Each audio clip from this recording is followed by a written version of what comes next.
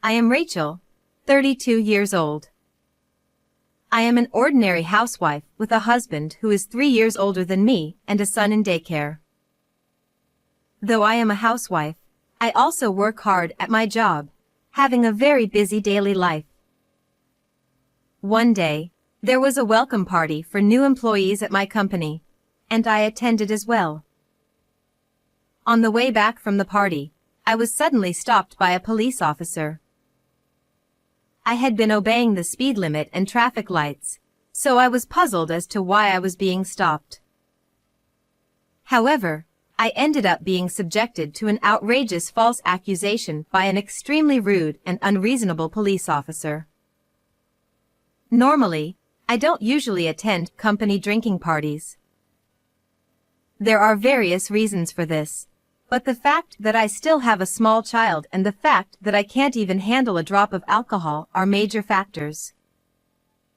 Consuming alcohol triggers such a strong physical reaction in me that it causes me considerable discomfort.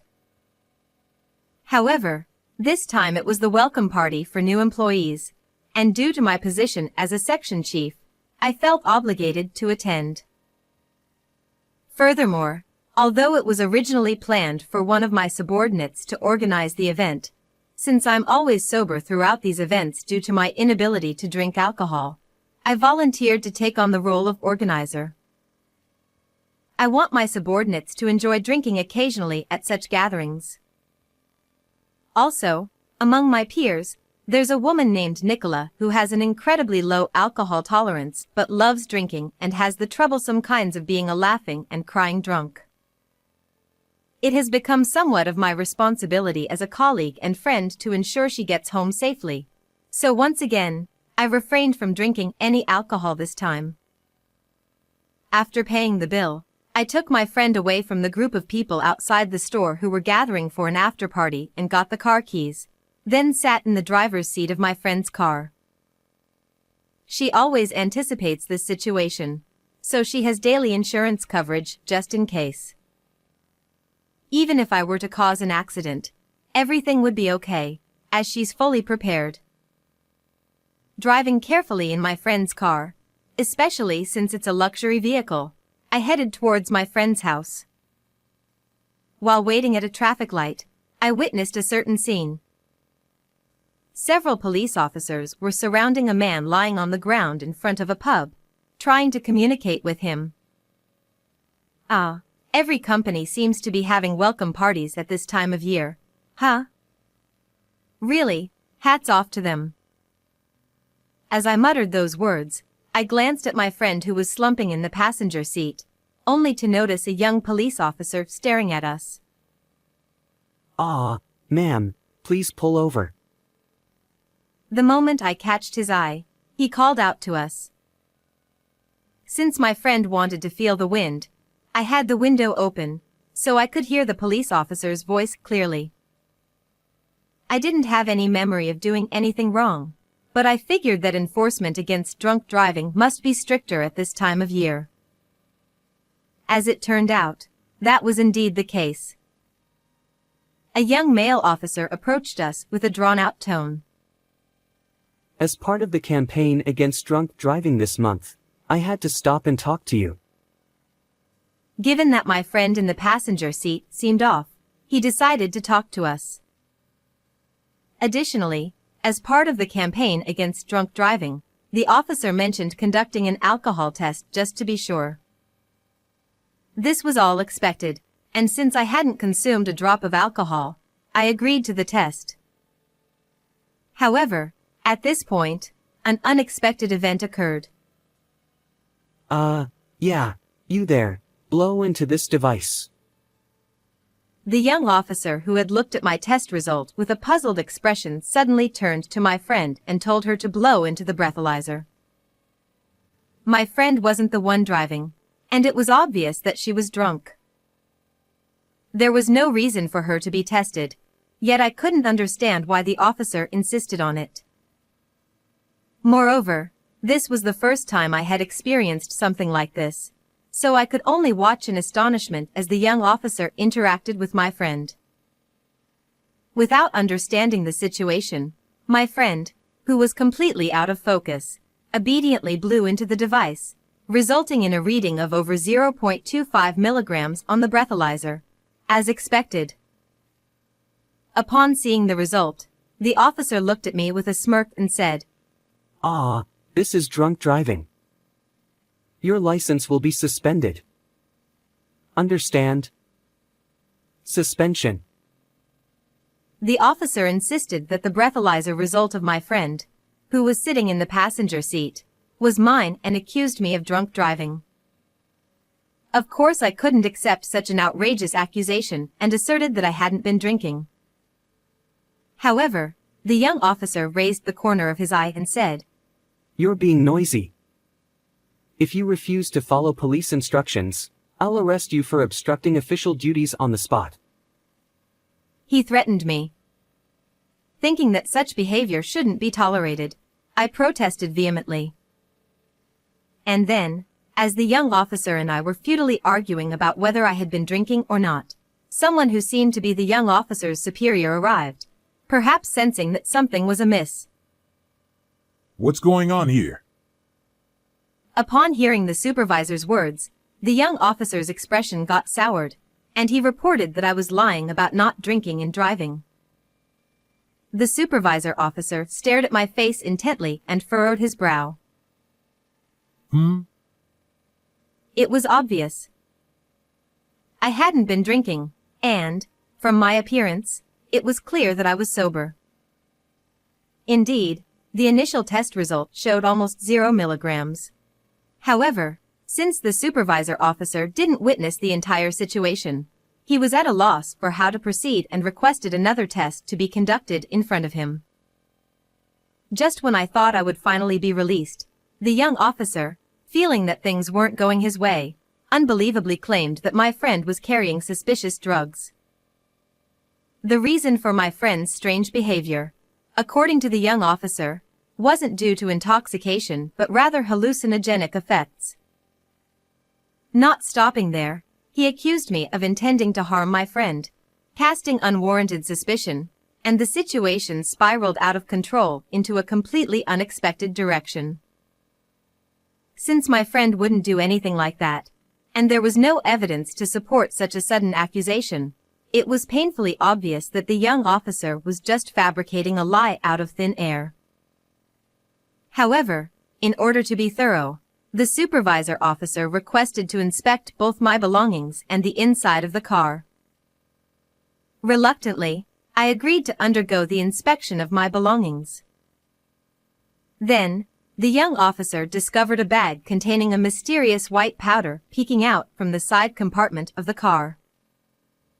The moment he saw it, he had a triumphant expression on his face. "This is definitely drugs," he exclaimed excitedly. Even the supervisor officer was pondering the situation.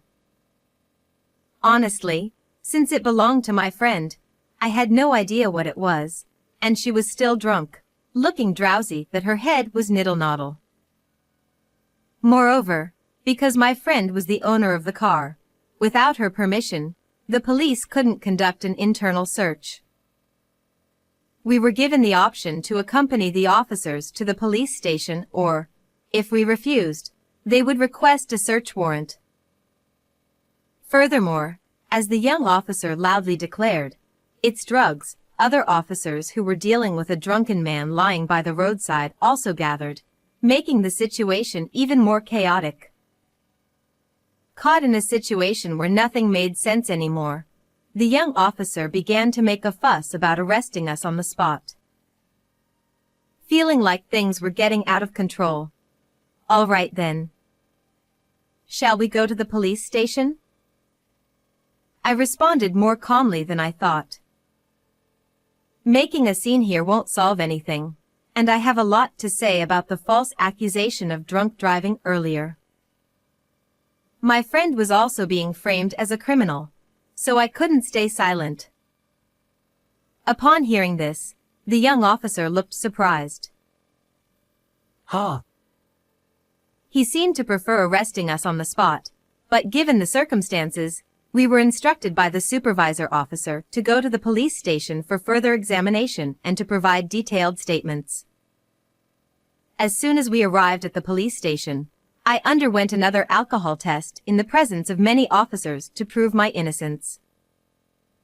As expected, no alcohol was detected in my system, and it was concluded that I hadn't been driving under the influence. The young officer who had accused me was scolded by his supervisor for his behavior. As I sighed in relief, the young officer began to make excuses, such as the machine was broken or I didn't blow into the device correctly. In the end, he resorted to fabricating lies, such as accusing me of attempting to steal belongings from my intoxicated friend. The other officers seemed to understand that these were lies, but the young officer was too agitated and uncontrollable. We left the pub at 9:30 p.m., and it's already past 10 p.m. I told my husband that I would be home by 11 p.m., but it seems impossible now, and I'm starting to get frustrated. My friend was getting sober, noticing something's wrong, and was checking what's happening. We are innocent. Please apologize. I demanded an apology from the angry young officer. Are you threatening me? But he became defensive. At that moment, the anger I had been holding back surged over me. Enough is enough. My loud voice echoed through the police station, bringing a momentary silence. My friend also looked up in surprise at the sound of my voice. I rarely raise my voice like that, so it must have been startling for them. Even when my subordinates make big mistakes, I've never shouted like this before. But right now, there's no time for such thoughts. I was falsely accused of drunk driving and nearly arrested, and my friend was even suspected of using suspicious drugs, leading to the situation where we had to come to the police station late at night. It's all because of that unreasonable young officer who does nothing but lie. I can't stand the fact that someone like him abuses the power of the state as a police officer and acts so arrogantly. I strongly felt that he must be held accountable. Phew, it seems you're prepared. I won't hold back anymore. I stood in front of the young officer and asked, "What's your intention in trying to make a false charge against us?" He probably thought that since we're just two women and one of us was drunk, he could easily get away with making things up, right? But that's not going to happen. Then, the young police officer, perhaps defiant, responded boldly.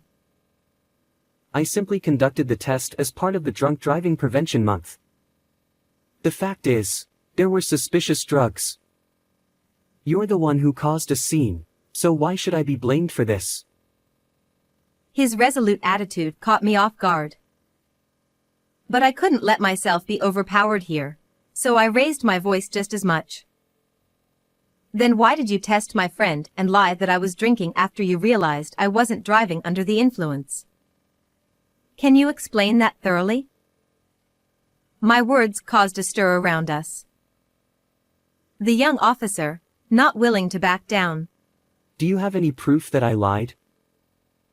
He still continued denying everything. As I pondered how to recreate the situation. Our car has a dashcam that also records the interior. Could you check that, please? Nicola hesitantly spoke up. It turns out, she had invested in a high-quality dashcam for the luxury car. She chose such a product not only for security but also to capture any incidents that might occur inside the car. She believed this could serve as evidence. My friend mentioned that she doesn't remember the incident because she was too intoxicated at the time, but she believed me and trusted that I wouldn't lie. She also said she would explain about the car interior inspection and the drugs in question. Although she was intoxicated until a while ago, this situation seemed to have sobered her up to some extent. The situation suddenly shifted, with the officers bustling around for inspections and whatnot. Then, the young officer exclaimed, Such heinous criminals should be arrested on the spot. Surely, even if he found himself in a disadvantageous situation, he must have felt he couldn't back down anymore. In response, I protested once again. Please tell me the reason for the arrest. What are the charges? Upon hearing that, the young officer stumbled over his words and fell silent. There wasn't a single reason they could arrest us. In such a situation, the only option left might be an on-the-spot arrest, but we weren't causing any trouble, and we were complying with the voluntary inspection. The other officers, who were beginning to realize that the young officer was lying, were trying to calm him down. We need to confirm the facts first. However, they were sending looks of either disbelief or coldness. The young officer started trembling and eventually burst into tears at that. Afterward, we underwent questioning and inspections at the police station for a while, and before we knew it, about an hour had passed. Thanks to my friend's cooperation, things proceeded smoothly. Regarding the white powder, it's just allergy medicine for hay fever. See, it's pollen season, right? I've always had severe allergic rhinitis, so I always carry it in my car or bag. My friend explained it that way. The name of the medicine's ingredients was printed small at the bottom of the bag, and just to be sure, we had it tested, but as expected, it came back negative. Since there was nothing suspicious found during the car search, and I was the one driving, we were able to completely prove our innocence. Regarding this, I received an apology from his supervisor. I sincerely apologize for the significant inconvenience caused on this occasion. It's late today, so I'll visit with the director tomorrow to offer our apologies once again. However, the young officer still refuses to admit his wrongdoing and insists. This must be some kind of mistake. There must be some oversight. I couldn't stand it any longer. If you insist on that, then let's go to court. Insulting me, threatening me, negligence of duty, and fabricating information. Let's leave it to the law to decide which side is right, as befits a nation governed by the rule of law. With that, even the young officer couldn't say anything more. Just when I thought we were finally free, it was almost midnight, and as I exchanged glances with my friend, I let out a deep sigh. While my friend hadn't completely sobered up yet, I was helping them back to the car when that young officer came running after us and called out. I turned around, thinking he had more complaints, but to my surprise, his face had turned pale. I heard from those who interviewed you. Is your husband a lawyer? I was wondering what he was going to say, and then he came out with something like that. Yes, that's right. I'll tell my husband everything about this incident, and we will definitely sue you. He then grabbed my clothes and pleaded with me. I won't do it anymore. Actually, there's a personal quota I need to meet, so I had no choice but to do such things. The young officer then confessed the real reason for his actions. It's infuriating to think that we were detained for nearly 2 hours for such a ridiculous reason. I couldn't care less about your quota. What's more concerning is the fact that the police are causing trouble for innocent civilians and even fabricating charges. What's going on here? I raised my voice and pushed away the young officer's hand. I thought I might be accused of obstructing official duties, but given the circumstances, the young officer, on the verge of tears, remained silent and looked down. Ignoring the young officer, we turned on our heels and drove away. Afterward, senior officials from the police station came to apologize to us, But I made it clear that my intention to pursue legal action against that young officer hadn't changed. I don't really want to say it, but the police tend to be lenient with disciplinary actions against their own, so I didn't want them to settle for just a slap on the wrist. So, I decided to file a civil lawsuit with the help of a lawyer acquaintance of my husband. While it's possible to file an administrative lawsuit, there's a higher chance of it being dismissed, so we were advised that a civil lawsuit would have better prospects for success. After all, the problem lies with that young police officer individually. I was able to sue that young police officer for insult and intimidation against me, and successfully claim compensation. Although disciplinary action was taken in this case, the young police officer resigned voluntarily. As for me, I hadn't mentioned this matter to anyone outside my family. Rachel stood up to the police and it was amazing. But my friend, Nicola, made a big deal out of it and the story became the talk of the office. It seems that until now, I was perceived as an unapproachable, career-driven female manager, but thanks to this incident, I've noticed an increase in people approaching me, and now I have a good relationship with many of my subordinates. Furthermore, I've succeeded in securing major deals and have been promoted. Thanks to that, I was able to take a long vacation, so I'm planning a long-awaited trip to Italy with my family.